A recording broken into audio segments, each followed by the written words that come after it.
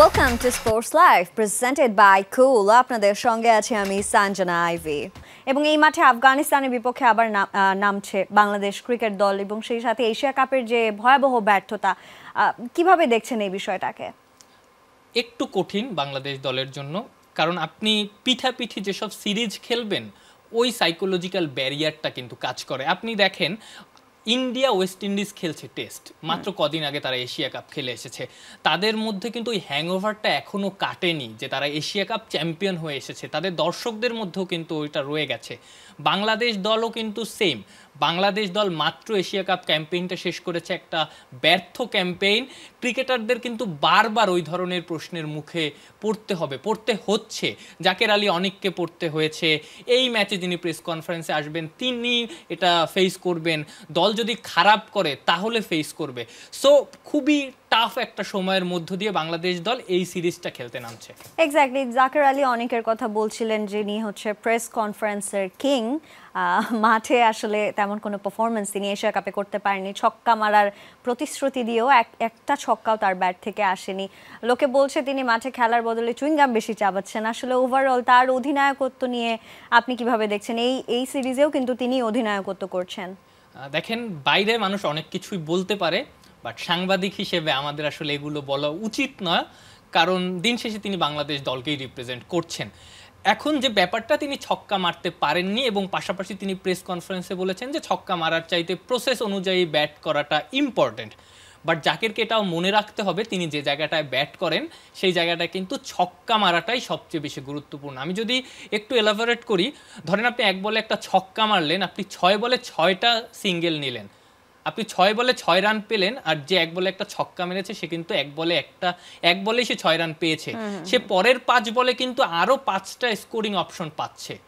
আমি যদি জাকের আলীর কথাটাই ধরি, পাশাপাশি জাকেরের যে ক্যাপ্টেন্সির ব্যাপারটা আপনি বললেন, তিনি বলছেন যে তিনি হুট করে ক্যাপ্টেন্সিটা পাননি, তাকে আগে থেকে মেসেজ দেওয়া হয়েছে। ওই মেসেজটা খুবই ইনার একটা মেসেজ ছিল, আমরা কেউই জানতাম না। তিনি হয়তো ভাবছেন যে তিনি ভেতর থেকে প্রস্তুত ছিলেন, আসলে তিনি কতখানি প্রস্তুত ছিলেন এটা নিয়েও আমার ডাউট আছে। ইনফ্যাক্ট পুরো ক্রিকেট ফ্যাটার্নিটির মানুষেরই ডাউট আছে যে জাকের আলী অনেক কতখানি প্রস্তুত ছিলেন। তিনি কোথাও কোনোদিন ক্যাপ্টেন্সি করেননি, বরং এই দলের সোহান, সাইফ হাসান যিনি নিয়মিত দলের সঙ্গে ছিলেন, ইভেন তাসকিন আহমেদ, তারাও বিভিন্ন জায়গায় ক্যাপ্টেন্সি করেছেন।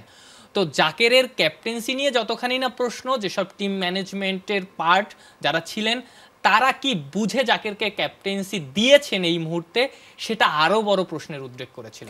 আরও একটা জিনিস কিন্তু আমরা লক্ষ্য করেছি যে আসলে বাংলাদেশ দলের যে দায়িত্বটা যার কাঁধেই উঠে তারাই কিন্তু ওভারঅল আসলে অফ ফর্মে চলে যায়। এই বিষয়টা কেন হয়? মানে ক্যাপ্টেন্সির ভারটা আসলে কি নিতে পারে না, বা বাংলাদেশের ক্রিকেটারদের মধ্যে এমন কেপেবিলিটি কি নেই নাকি? মানে কি মনে হচ্ছে আপনার কাছে? দায়িত্ব নেওয়া কঠিন, দায়িত্ব আমি যদি বলি সর্বপর্যায়ে দায়িত্ব এনজয় করার একটা ব্যাপার থেকে, অনেকে দায়িত্বকে বার্ডেন হিসেবে নেন, অনেকে দায়িত্বকে রেসপন্সিবিলিটি হিসেবে নেন। যারা রেসপন্সিবিলিটি হিসেবে নেন তারা ভালো করেন। আপনি যদি দেখেন নাজমুল হোসেন শান্ত ক্যাপ্টেন্সি পাওয়ার পর তার ওয়ানডে পারফরমেন্সটা বেটার হয়েছিল, তিনি টেস্টেও অন অ্যান্ড অফ ছিলেন বাট ভালো পারফরমেন্স করছিলেন, তার কাছে দায়িত্বটা রেসপন্সিবিলিটি ছিল। মাশরাফির কথাও আমি বলতে পারি, মাশরাফি যখন ভালো করেছেন তিনি ক্যাপ্টেন্সিটাকে রেসপন্সিবিলিটি হিসেবে নিয়েছেন। বাট অনেক ক্যাপ্টেন থাকেন যাদের কাছে দায়িত্বটা বার্ডেন হয়, তারা চিন্তা করেন যে ক্যাপ্টেন্সি প্রেশারের কারণে তারা ভালো খেলতে পারেন না। বাংলাদেশ দলে এমন অনেক ক্যাপ্টেনই ছিলেন আগে পরে যারা ক্যাপ্টেন্সি নেননি শুধুমাত্র খেলায় প্রেশার পড়বে বলে। জাকেরের ক্ষেত্রে এটা হতেই পারে, যেহেতু জাকেরের যে টাইম ফ্রেমের কথা বলা হয়েছে তিনি দেশে থাকতেই জানতেন, অর্থাৎ নেদারল্যান্ড সিরিজ বা এশিয়া কাপের আগে জানতেন, তার কিন্তু ওই সময় থেকেই খেলাটা খারাপ হতে শুরু করেছে। এমনও হতে পারে তিনি যখন এটা বুঝতে পেরেছেন যে তিনি ক্যাপ্টেন্সি করতে পারবেন, লিটন দাস ইনজুরিতে পড়লে তার হয়তো তখন থেকেই মাথায় ক্যাপ্টেন্সির একটা ব্যাপার চলে এসেছিল, যেটা তার গেমে হ্যাম্পার করতেই পারে।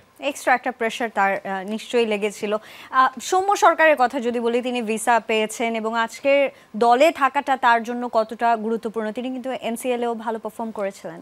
সঞ্জনা, আমি যতটুকু জানি তিনি ভিসা পাননি, তিনি এখনও বাংলাদেশে আছেন। একটা মিসকমিউনিকেশন হয়েছে সব জায়গাটা থেকেই। যে ব্যাপারটা আমি একটু এলাবোরেট করি, যে ব্যাপারটার কারণে সৌম্য ভিসাটা পাননি দর্শকদেরও জানা উচিত।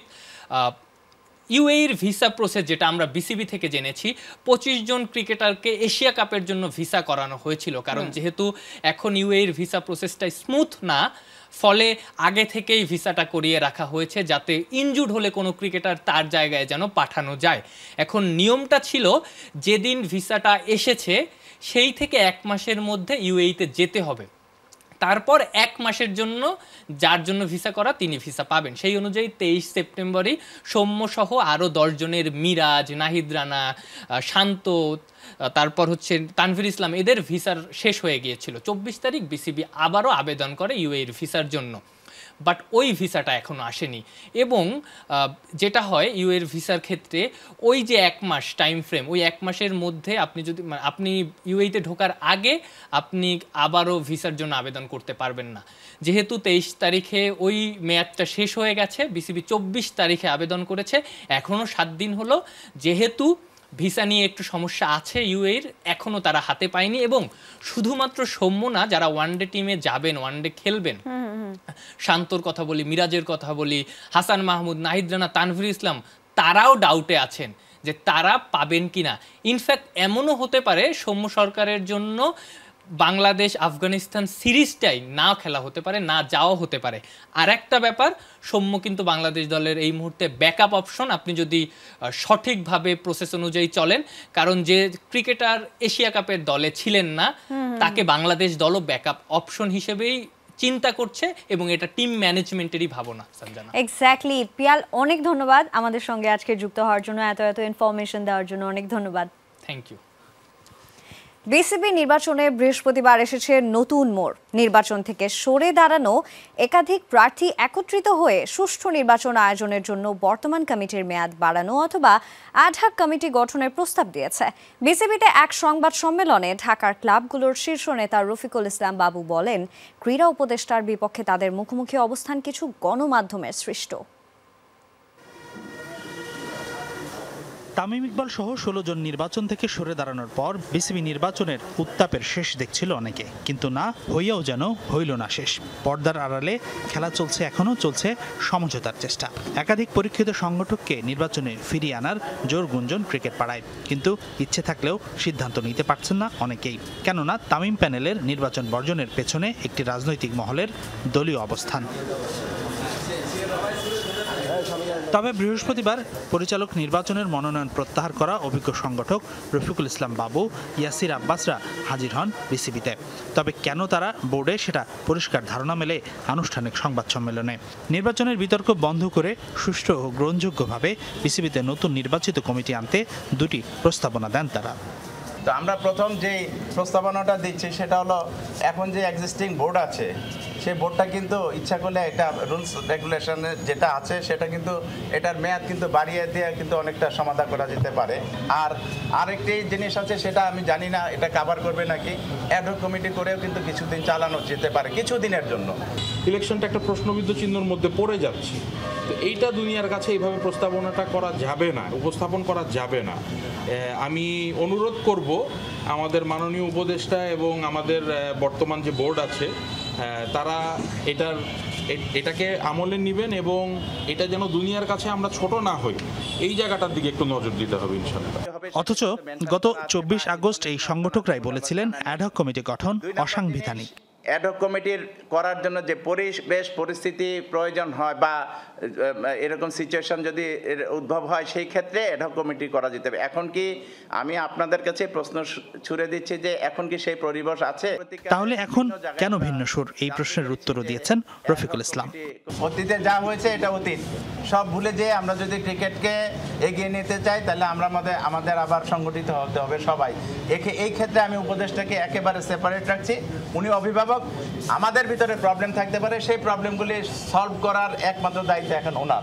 যে এখানে অনেক মিডিয়া বা অনেকেই বাইরে যে একটা প্রতিপক্ষ বানিয়ে ফেলেছে, আমাদের মাননীয় অ্যাডভাইজার আছেন, ওনাকে পার্সের অন্য একটা গ্রুপ, আসলে এটা না। অ্যাডহক কমিটি কিংবা বর্তমান কমিটির মেয়াদ বাড়ানোর প্রস্তাবটা কি তামিম ইকবাল সহ সেই সব প্রার্থীরও? এই প্রশ্নের সরাসরি উত্তর মেলেনি সংবাদ সম্মেলনে। আমরা আশা করছি যে ক্রিকেটের স্বার্থে, দেশের স্বার্থে সবাই এগিয়ে আসবে। এখানে তামিমও কোনো ইস্যু না, এখানে ফাহিমও কোনো হয়েছে না, এখানে ফারুক আহমেদও না, কেউই না। আমরা যদি ক্রিকেটে ভালোবাসি, এখানে সবাই কিন্তু যেটা পজিটিভ, দেশের ক্রিকেট যেভাবে মানে যেভাবে নির্বাচন বা যেভাবে সংগঠিত হলে দেশের ক্রিকেট আরও এগিয়ে যাবে, সেটার ব্যাপারে সবাই পজিটিভ থাকবে, এটা আমরা আশা করতে পারি। বিসিবির নির্বাচন আগামী 6 অক্টোবর, সব আনুষ্ঠানিকতা প্রায় শেষ। যদি কিন্তু যে হিসাব চলছে তাতে শুক্রবার যদি নির্বাচনের হাওয়া নতুন মোড় নেয়, মোটেও অবাক হবেন না তাতে। হাসিনুর রহমান, যমুনা স্পোর্টস, ঢাকা। ফিক্সিংয়ে শেকড়ের সন্ধানে বিসিবি যেতে চায় মূলে। গডফাদারদের খুঁজে পেতে এবার তাই নতুন এক বিদেশি তদন্তকারী কর্মকর্তাকে নিয়োগ দিয়েছে বোর্ড। ফিক্সিংয়ের অদৃশ্য হোতা ক্লাব কর্তারাও আছেন নজরদারিতে। বিসিবির আকসু বিষয়ক পরামর্শক অ্যালেক্স মার্শেল সহ সেই তদন্ত কর্মকর্তা শুক্রবারেই আসার কথা রয়েছে ঢাকায়। বাংলাদেশি ক্রিকেটাররা জোয়ারিদের অনেক বড় টার্গেট। সবশেষ কয়েক বছরে নানা সময়ে বিপিএল ও ডিপিএল এ ফিক্সিং ইস্যুতে নাম এসেছে বেশ কয়েকজন ক্রিকেটারের। শাস্তির সুপারিশও এসেছে বিভিন্ন রিপোর্টে। গত বিপিএল নিয়ে স্বাধীন তদন্ত কমিটির রিপোর্ট নিয়েও চলছে আলোচনা। শোনা যাচ্ছে ক্রিকেটার থেকে শুরু করে ফ্র্যাঞ্চাইজি অনেকেই নাকি ফেঁসে যাবেন সেই রিপোর্টে। আর সবশেষ ডিপিএল এ স্পট ফিক্সিংয়ে জড়িত থাকার কারণে এক ক্রিকেটারকে নির্দিষ্ট মেয়াদে নিষিদ্ধের সুপারিশ করেছে আকসু। আর এই ফিক্সিংয়ের বিষ বাষ্প থেকে মুক্তি পেতে 1 বছরের জন্য বিসিবি দুর্নীতি দমন কমিশনের পরামর্শক হিসেবে নিয়োগ পেয়েছেন অ্যালেক্স মার্শাল। প্রায় 1.5 মাস ছায়া তদন্ত শেষে মার্শালের পরামর্শে নতুন এক বিদেশি তদন্তকারী কর্মকর্তা নিয়োগ দিতে যাচ্ছে বিসিবি, যার কাজ হবে গভীরভাবে তদন্ত করে ফিক্সিংয়ের মূল হোতাদের খুঁজে বের করা। আর এই প্রসেসে বিপিএল এর স্বাধীন তদন্ত কমিশনের রিপোর্ট ধরেই কাজ শুরু করবেন নিয়োগ পেতে যাওয়া নতুন বিদেশি এই তদন্তকারী কর্মকর্তা। পাশাপাশি মার্শালের ছায়া তদন্তে উঠে এসেছে বিস্ফোরক এক তথ্য। গেল বিপিএল এ শুধু ক্রিকেটার বা কর্মকর্তা নয়, ফিক্সিং এ জড়িত থাকার অপরাধে উঠে এসেছে একটি ফ্র্যাঞ্চাইজির একজন মিডিয়া ম্যানেজারের নাম। এদিকে ডিপিএল এ শাইনপুকুর ও গুলশান ম্যাচে ফিক্সিংয়ে স্পষ্ট প্রমাণ থাকার পর আকসুর প্রতিবেদনে উঠে আসে 3 ক্রিকেটারের নাম। এর মধ্যে শাকিল রহিমদের থেকে সাব্বিরকে বড় শাস্তির সুপারিশ করে আকসু। সেই শাস্তিও নাকি কমে হতে পারে 1 বছর, যেখানে ক্রিকেটারদের বলির পাঠা বানিয়ে তদন্তের ঊর্ধ্বে ছিলেন 2 ক্লাবের কর্মকর্তারা। আকসুর এই তদন্তে নাকি খুশি হতে পারেননি অ্যালেক্স মার্শাল। নিজের মতো করে চালিয়েছেন তদন্ত, আর সেখানেই নাকি খোঁজ মিলেছে ক্লাব ক্রিকেটের অদৃশ্য গডফাদারদের। মুজরা বিন তারেক, যমুনা স্পোর্টস। সংযুক্ত আরব আমিরাতের ফ্র্যাঞ্চাইজি টুর্নামেন্ট IL T20 খেলার জন্য বাংলাদেশ ক্রিকেট বোর্ড থেকে আনুষ্ঠানিকভাবে নো অবজেকশন সার্টিফিকেট পাননি মোস্তাফিজুর রহমান। ফলে কাটার মাস্টারের এই টুর্নামেন্ট খেলা হচ্ছে না। তাই ইতিমধ্যেই মোস্তাফিজের বদলি হিসেবে হায়দার আলীকে দলে নিয়েছে দুবাই। বৃহস্পতিবার সকালে আগামী মৌসুমের IL T20-র জন্য স্কোয়াড তালিকা দিয়েছে টুর্নামেন্টের বর্তমান চ্যাম্পিয়ন দুবাই ক্যাপিটালস। সেই তালিকায় ছিলেন না মোস্তাফিজুর রহমান, যদিও মাস কয়েক আগে লুক উডের পরিবর্তে মোস্তাফিজকে দলে ফেরানোর কথা জানিয়েছিল দলটা। জানা গেছে এখনও বিসিবি থেকে এনওসি পাননি মোস্তাফিজ। ফলে মোস্তাফিজের বদলি হিসেবে হায়দার আলীকে দলে নিয়েছে দুবাই। এই দলটার হয়ে সম্প্রতি গ্লোবাল সুপার লিগে খেলা সাকিব আল হাসান দল পেয়েছেন MI এমিরেটসে। মোস্তাফিজ আবার দলটার IPL ফ্র্যাঞ্চাইজি দিল্লি ক্যাপিটালসের হয়ে খেলেন।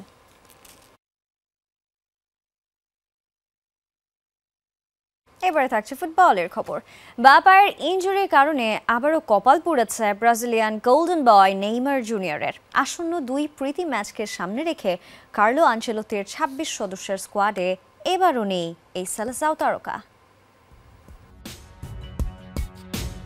ইনজুরি নামক অভাগা শব্দটি যেন আষ্টে পিষ্টে জড়িয়ে আছে নেইমারের সাথে। চোটের সাথে লড়াই করে ফিরেছেন মাঠে, আবারও নতুন করে চোটের কবলে পড়েছেন ব্রাজিলিয়ান গোল্ডেন বয়। তাই তো 2026 বিশ্বকাপে নেইমারের খেলা নিয়ে তৈরি হয়েছে সংশয়। এই চোটের কারণে চলতি বছরের নভেম্বর পর্যন্ত মাঠের বাইরে থাকতে হবে সেলেসাও তারকাকে। ব্রাজিল তথা পুরো ফুটবল বিশ্বে এখন কোটি টাকার প্রশ্ন, বিশ্বকাপের মঞ্চে ব্রাজিলের জার্সি গায়ে দেখা যাবে তো নেইমারকে? ফিট হয়ে ফিরতে পারবেন কি এই ফুটবল যোদ্ধা?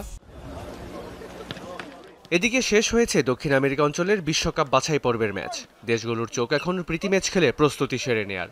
অক্টোবর উইন্ডোতে 2টি প্রীতি ম্যাচ খেলবে 5 বারের বিশ্ব চ্যাম্পিয়নরা, যেখানে তাদের প্রতিপক্ষ দক্ষিণ কোরিয়া ও জাপান।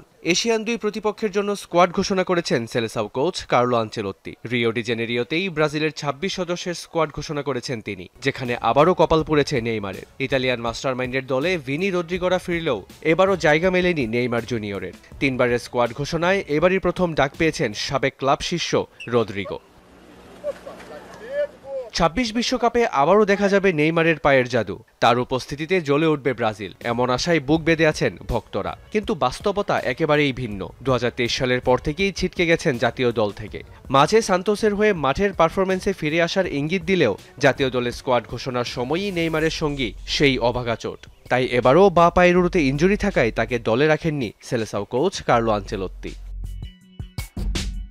নেইমার ছাড়াও কপাল পুড়েছে আরও অনেক তারকা ব্রাজিলিয়ানের। জায়গা হয়নি অভিজ্ঞ গোলরক্ষক এলিসন বেকার, রাফায়েল রাফিনিয়া ও মার্কিনিওসের। প্রিমিয়ার লিগের ম্যাচে চোট নিয়ে মাঠ ছাড়েন বেকার। হ্যামস্ট্রিংয়ের চোটে প্রায় 3 সপ্তাহ বাইরে থাকতে হবে রাফিনিয়াকে। সেই সাথে ছিটকে গেছেন পিএসজির হয়ে খেলা defender Marquinhos.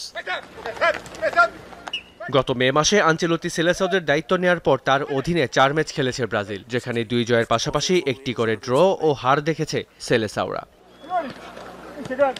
Riyan রাফতি, Jamuna sports. আর এই ছিল আজকে স্পোর্টস লাইভে। এতক্ষণ সঙ্গে থাকার জন্য সবাইকে ধন্যবাদ। আল্লাহ হাফেজ।